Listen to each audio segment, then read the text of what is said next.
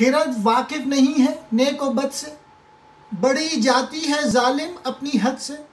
खुदा जाने मुझे क्या हो गया है, खिरद बेजार दिल से, दिल खिरद से। खिरद कहते हैं अकल को।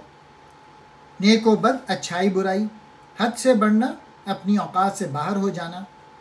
बेजार तंग आई हुई, उकताई हुई।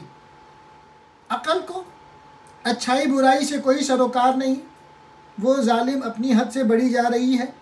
अल्लाह जाने मुझे क्या हो गया है कि मेरे दिल से बेजार है और मेरा दिल अकल से। अकल न जाने क्यों अपनी हुदूद से आगे निकल जाती है, जबकि बकौल इकबाल इसमें तो नेक व बद की तमीज़ भी नहीं। यूँ लगता है कि इस रुबाई में अल्लामा इकबाल किसी ज़हनी कशमकश में मुब्तला हैं।